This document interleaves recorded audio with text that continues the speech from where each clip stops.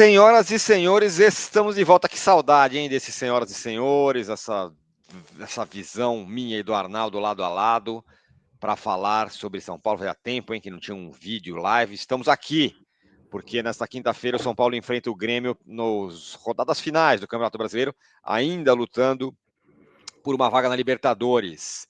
Mas a gente vai falar nesse vídeo sobre isso, o jogo, quem vai, quem não vai, sobre o que a gente, eu e o Arnaldo, temos chamado de um certo abandono de todo mundo com relação ao time. Né? Os caras estão meio sozinhos nessa briga pela Libertadores. Vamos explicar o que a gente quer dizer com isso. E vamos falar também sobre fora de campo. Saiu o relatório sobre as dívidas do São Paulo, com notícias que podem ser boas, mas a gente vai debater isso mais profundamente. São boas mesmo? Só poderia ser melhor? Tudo isso vai ser assunto aqui neste vídeo, que tem o apoio da KTO. Dê o seu palpite na KTO. Eu e o Arnaldo já demos o nosso palpite sobre o jogo, tá lá no nosso Instagram. Dê o seu palpite também. Use o QR Code que está na tela, use o link que está na descrição e seja feliz, vá com calma, que é um jogo para maiores de 18 anos. Muito bem, Arnaldo. São Paulo com vários problemas para variar. Você voltou bem de férias? Voltou bem de férias? Tá doente? Tá doente, olha lá. Ó, aí pegou, hein? O cara voltou assim, estamos ferrados. Esqueci a água. Tirone, na sua ausência, data FIFA, não teve jogo. O último foi contra o Palmeiras, teve treino, várias situações, jogo-treino, e o São Paulo, nessa semana, sem jogos, perdeu 3 jogadores machucados. O Oscar, que era notícia mais antiga, com uma lesão muscular, uma nova lesão muscular, lesão na panturrilha, pode ficar fora da temporada toda, é a 4ª lesão, possível que não jogue mais essa temporada. E como notícia ruim não para, os 2 laterais titulares também estão fora do jogo, se machucaram, cada um com uma situação. 2 laterais que normalmente não dão problemas, né? Jogam quase todas. O Cédric tomou um prisão, fraturou o dedão do pé e estava tentando treinar e jogar com o dedo fraturado. E o Enzo Dias com problemas no quadril também está fora do jogo.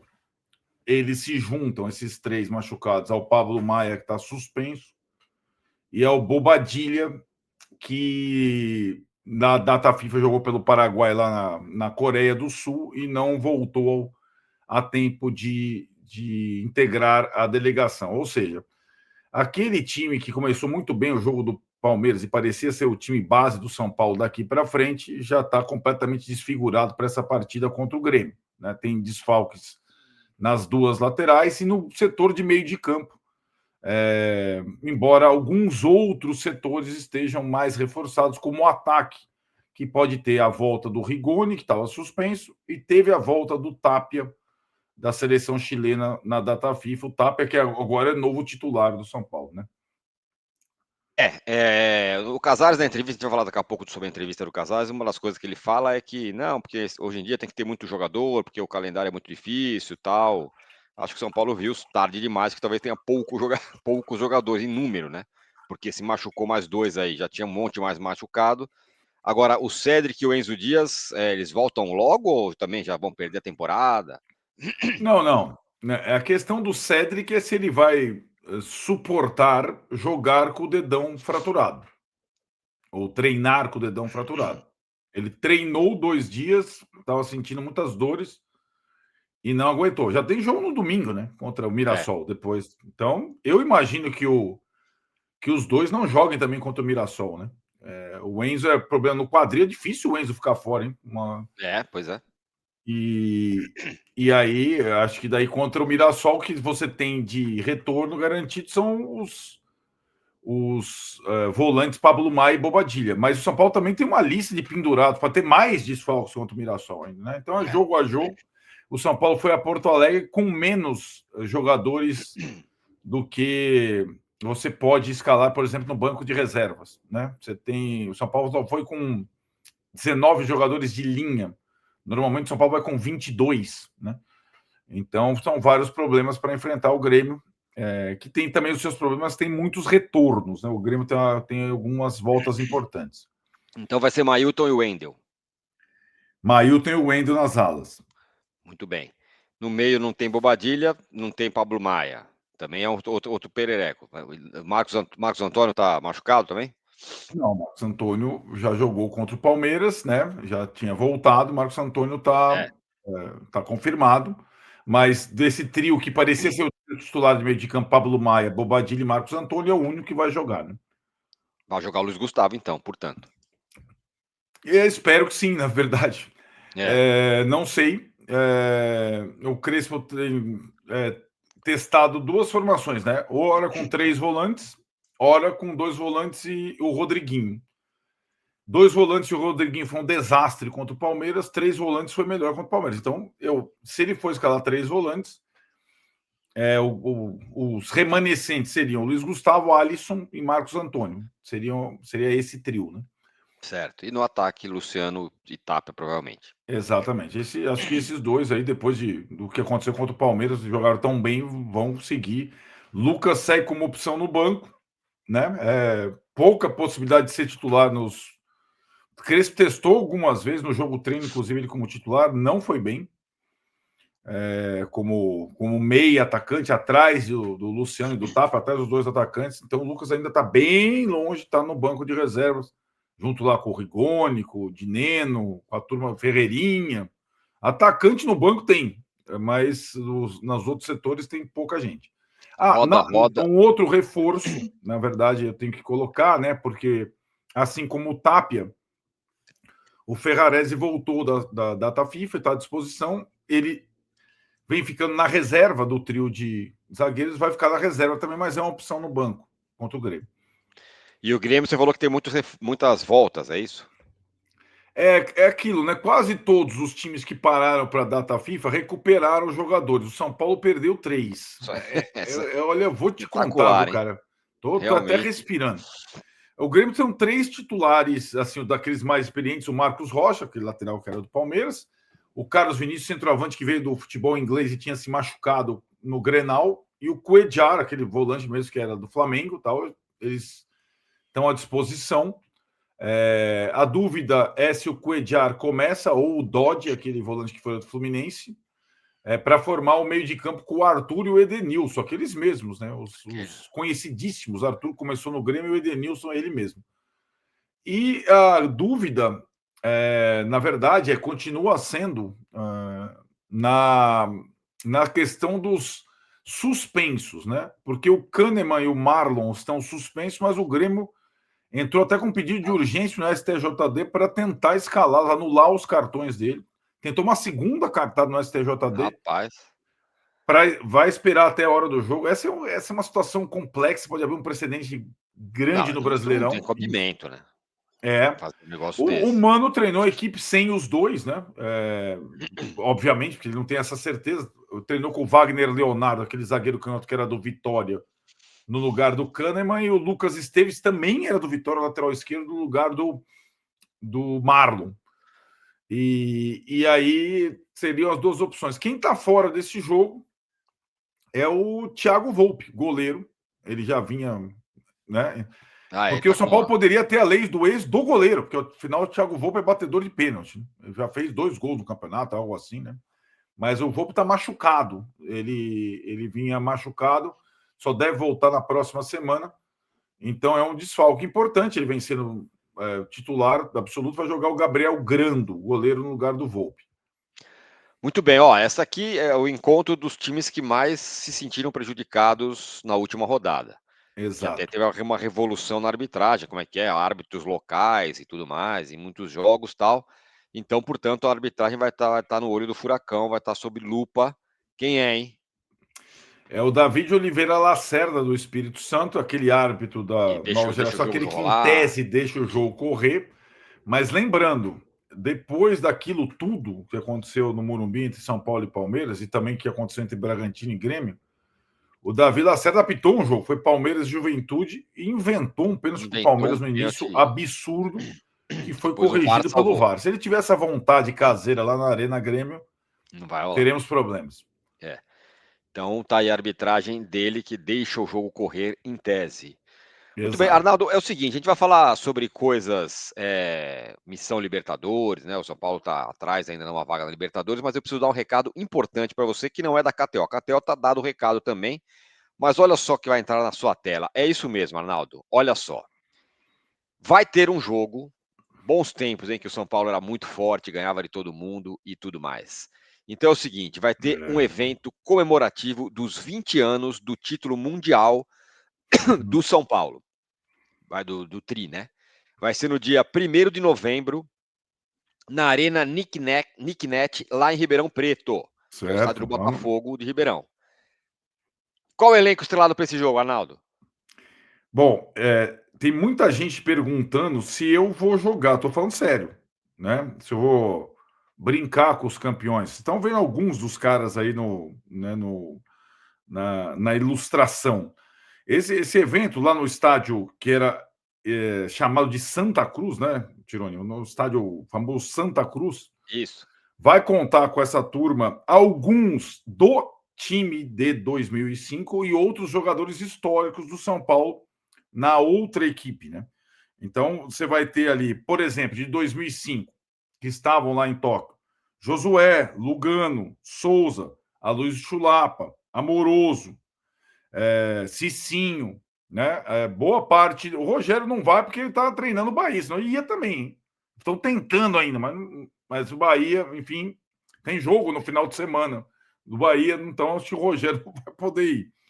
E aí, no outro time, caras históricos do São Paulo, como o Luiz Fabiano, como o Denilson, nosso parceiro, né? Então, promete, nós estaremos lá também para conferir tudo e trazer conteúdos para vocês, mas é imperdível esse jogo em comemoração aos 20 anos do Tri Mundial lá em Ribeirão Preto.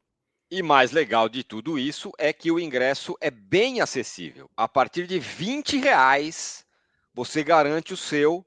Bem é, diferente do ingresso do Morumbi para o time Exatamente. principal. Hein? Esse é o time campeão que você consegue ver. R$ 20, tem link na descrição para você garantir o seu ingresso para esse jogão. Eu e o Arnaldo estaremos lá. Turma do Tricolaço estará lá também. E mais essa turma toda que o Arnaldo falou. Link na descrição, portanto, garanta o seu ingresso. Certo, Arnaldo? Certíssimo, Tiro. Então é o seguinte, tá, Buré? Até deixamos um pouquinho na tela aí para vocês. Bom, teve a entrevista no Casares sobre, ele falou sobre Não, muitas. deixa eu Fala. pegar esse gancho, por favor. Deixa eu pegar Tá. esse negócio do preço do ingresso, do jogo comemorativo. Né? Uma das coisas que me tem tirado do certo. Teve a entrevista do Casares, a gente vai falar sobre ela, e em nenhum momento não teve essa pergunta. Eu pedi para fazer essa pergunta, não perguntaram, não deu tempo. Nenhum momento se falou sobre preço do ingresso do time profissional, desde o esfolamento do torcedor da partida contra a LDU pela Libertadores, a maior renda do ano, que o ingresso foi na Casa do Chapéu.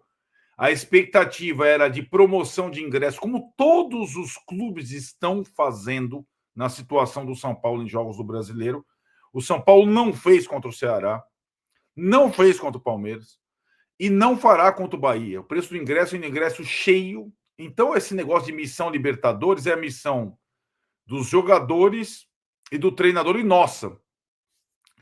E, além disso, além de não ter promoção de ingresso para jogo nenhum, o jogo do Bahia, o Bahia do Rogério Ceni no dia 25, talvez seja o último, talvez não, muito provavelmente será o último no Morumbi nesse ano. O São Paulo já divulgou que vai jogar contra Flamengo e Bragantino na Vila Belmiro e também deve jogar fora do Morumbi contra Juventude Internacional. Ou seja, o Casares falou muito nessa entrevista de brigar pela Libertadores. O presidente que está aliás, o Casares está com dores nas costas e não foi a Porto Alegre, embora tenha Ele ido mesmo não vai. ainda tenha ido a lançamento de livro, etc. etc. O São Paulo, o comando do São Paulo está se lixando para o time e para o torcedor nessa reta final. Ele largou. Está preocupado com fundo de cotia, com reeleição, com outra eleição, com sucessão, mas com o time de futebol são os caras lá, os que restaram e não estão machucados, e o Crespo, porque olha, vou te falar, hein? Realmente é isso. É por isso que a gente ficou discutindo hoje à tarde qual seria o título do nosso vídeo aqui. A gente chegou à conclusão que foram abandonados, porque ficou só os jogadores e o Crespo. Se virem, nem status vocês vão ter. Não vai ter torcida porque tá caro. Eu não vou no jogo, que é o Casares. Tô só pensando em superávit, quanto que vai dar. Eu preciso entregar alguma coisa para justificar tudo isso que foi feito esse ano. E tá só o time aí, uma parte do time, né? Porque tem muito jogador que tá machucado também. Então, Exato. é isso. E aí, Arnaldo, hoje foi divulgado, né? Teve a coletiva do Casares segunda, que prometeu aí. Ele falou menos de futebol e mais de finança, que é a sua Isso, prioridade nesse momento, né? exatamente. E Que é, prometeu divulgar bons números, né? no fim das contas, é o que sobrou ao Casares, é o que ele tem que se agarrar esse ano. Ele precisa entregar alguma coisa, chegar no final e falar assim, olha, a gente diminuiu a dívida. Porque de resto foi um fracasso total em tudo, né? Politicamente ele virou meio café com leite lá na Libra, né? Junto lá, Uhum. perto do BAP e da Leila, ele virou, tudo bem, o Casares lá, né? Isso porque antes ele estava no comando, no presidência, sei lá o quê, agora ele não Exato. apita mais nada. Então ele precisa entregar algum número relevante para a torcida acreditar ainda no mandato dele que termina no fim do ano que vem. Então ele deve Mas eu entregar esse acho ano. que isso, número bonito, ele encanta a imprensa, talvez alguns conselheiros, mas a torcida do São Paulo, se não tiver time para ganhar, se não puder acompanhar seu time no estádio, se não tiver ingresso barato para ir, não vai ser número pequeno Exatamente. superávit ou Exato. abatimento da dívida que vai cativar o torcedor, não, velho. Ainda mais nas condições que elas aconteceram, né? Com o time Exato. vendendo o time inteiro, né? Agora, vamos te apresentar os números. A Outfield, que é uma das, uma das elaboradoras do fundo, do FDIC, ela divulgou números nesta quarta-feira e eu vou falar os números para você, Arnaldo. Aham. Então, ela divulgou que o São Paulo teve uma redução da dívida, uma redução de 55 milhões da dívida, Uhum. né? A dívida do São Paulo é estratosférica, tem quase 1 bilhão de dívida e diminuiu em 55 milhões, caiu para 900 e sei lá o quê, Uhum. 55 milhões. Além disso, divulgou um superávit até o terceiro trimestre, que é agora, de 20 milhões. Uhum. São Paulo, então, num superávit, ele tinha dado um prejuízo no primeiro semestre, deu agora Uhum. um superávit de 20 milhões. Além disso, que era a coisa que mais atormenta o São Paulo, que todo mundo tinha o pavor, tal, que era as dívidas bancárias. Elas foram reduzidas em 22% nesse Uhum. primeiro ano, desde o 1º de janeiro, do FDIC em ação até agora. 22%. E o São Paulo fez 233 milhões em vendas de atleta, que era o dobro do que estava previsto no Uhum. orçamento, no orçamento do São Paulo. O dobro, É. o São Paulo vendeu 236 milhões, a gente sabe em que condições. Vendeu todo mundo aí, o William Gomes, todos por um preço que o Casares fica bravo que se fala preço de banana, mas não dá para chamar de outra coisa. Uhum. É... Então, esses são os números, certo? Divulgados pela Outfield. Parecem muito bonitos e tudo mais e tal, mas a gente sabe em que circunstâncias que eles saíram, né? Vendendo muito jogador e tudo mais. Uma Vamos parte lá. deles, pelo menos. Eu tenho, acho que, duas conclusões sobre esse relatório parcial, né? Que não é total, porque faltam 3 meses e 3 meses de pouca arrecadação. Vai vender mais alguém? É até possível, viu, Tirone? Eu Estão imagino, falando, né? porque não vai ter arrecadação de bilheteria, não É, vai ter não sei o que lá, não vai ter não sei o que lá, né? Enfim, claro que esses números foram turbinados pelas vendas, né? Fazia muito tempo que o São Paulo não vendia 230 milhões. A média, o orçamento foi elaborado em cima da média, cento e poucos milhões por ano de venda. Foi para 230, beleza. Eu também sei que time de futebol hoje dá superávit, mesmo os mais poderosos, por venda de jogador. Sei também disso. Sei sim, também disso. E sei também que não é uma má notícia essa redução da dívida, a redução da dívida bancária, o pequeno superávit, mesmo mediante tantas vendas de jogadores, para um clube que estava indo para bancarrota. Eu não acho má notícia. Eu sim, entendo eu isso concordo como uma também. mínima É, mudança de rumo. Agora, o Casares tem mais um ano de mandato. A minha questão agora, e talvez tenha mais entrevista coletiva até o final do ano, é: diante desse quadro, o que fazer para 2026? Vai refazer o orçamento? O orçamento agora tem condição de ser mais bem feito, porque esse orçamento é ridículo. Sim. O orçamento desse ano, ele era impossível de ser cumprido pelo futebol. O orçamento colocava o time de futebol em posições que sem investimento dificilmente ele aconteceria. E a única forma de dar positivo era vendendo o jogador de qualquer forma. Sim. As Isso. arrecadações do São Paulo, elas não são top, nem o patrocínio master, nem o naming rights, nem o ombro, nem a bilheteria, nem a televisão, nada é top, né?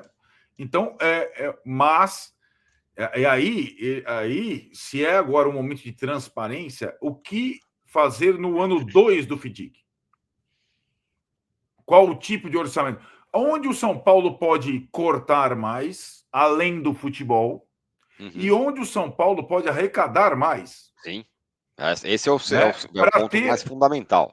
Para principalmente não ter um time ainda pior do que desse ano. Porque se tiver um time ainda pior desse ano, vai lutar contra o rebaixamento ainda mais com o Brasileirão começando em janeiro. Com um time mais velho, caro ainda, né? Então, como reformular minimamente esse time? Ter um time. Então, ó, esse ano, 2026, vai ser o segundo ano no FDIC. Nós não vamos ganhar porra nenhuma. Vamos lutar para não ser rebaixado. E vamos fechar no azul de novo para 2027 ter aí, como disse o Márcio Carlos Marco para você, ter aí a Beber partir água de limpa. 27 uma água limpa para começar. A E água limpa aí, do meio do ano que vem já era, não vai ter. e aí, né, Tironi? O torcedor não compra mais isso. Ele só compra se tiver contrapartida.